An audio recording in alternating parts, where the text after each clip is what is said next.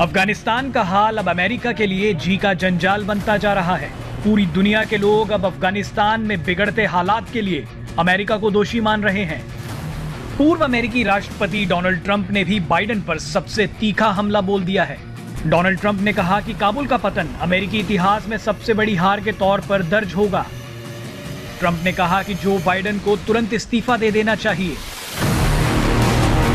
Joe Biden के लिए अब मुश्किलें और भी बढ़ गई हैं। अब एक खबर आई है कि रिपब्लिकन पार्टी के 24 सेनेटर्स ने अफगानिस्तान में अमेरिकी सेना के उपकरण तालिबान के हाथ लगने को लेकर जो बाइडेन सरकार से जवाब मांगा है। इन सेनेटर्स ने एक चिट्ठी लिखी जिसमें कहा गया है कि तालिबान के हाथ अमेरिका के हथियार लग गए हैं। इन हथियारों में UH-60 ब्लैक हॉक्स भी शामिल हैं। ऐसे में इस लापरवाही के लिए बाइडेन प्रशासन की जवाबदेही तय करने की मांग उठ रही है। इंटेलिजेंस रिपोर्ट्स के अनुसार अमेरिकी सेना के अफगानिस्तान से जाने के बाद तालिबान के कब्जे में 2000 बख्तरबंद वाहन और करीब 4 एयरक्राफ्ट आ गए हैं, जिसमें scout attack helicopters, scan eagle military drones और UH-60 ब्लैक हॉक्स शामिल हैं। चिट्ठी में लिखा गया है कि यह हैरान कर देने वाली बात है कि एक हाईटेक मिलिट्री हथियार जिसे अमेरिकी लोगों के पैसों से खरीदा गया है, वो आज तालिबान और उसके आतंकी संगठनों के हाथ लग गया है। उन हथियारों को सुरक्षित रखना सरकार की सबसे बड़ी प्राथमिकता होनी चाहिए थी। अमेरिकी जवानों को वापस बुलाने से पहले हथियारों को अपने पास रखना जरूरी था। इस चिट्ठी में इस बात पर भी चिंता जाहिर की गई है कि अब इन हथियारों के इस्तेमाल के लिए तालिबान द्वारा पाकिस्तान, चीन या फिर रूस की मदद मांगी जा सकती है।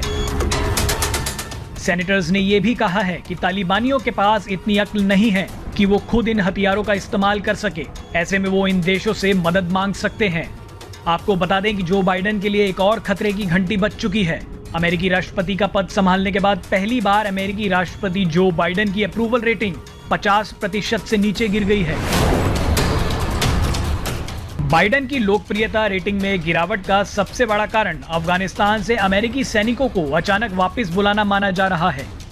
जो बाइडेन को आड़े हाथों लेने के बाद अब डोनाल्ड ट्रंप ने अशरफ गनी पर भी हमला किया है। ट्रंप ने गनी को धोखेबाज कहा है। उन्होंने कहा कि गनी एक धूर्त आदमी है और वो गनी पर कभी भी भरोसा नहीं कर पाए थे।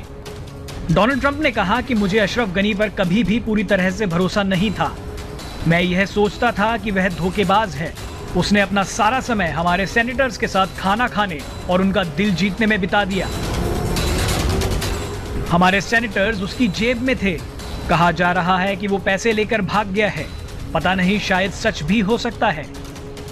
डोनाल्ड ट्रंप अब लगातार मीडिया के सामने आकर बयान दे रहे हैं। जो बाइडेन पर लगातार निशाना साध रहे हैं। लोगों से पूछ रहे हैं, क्या आप अब भी मुझे याद करते हैं?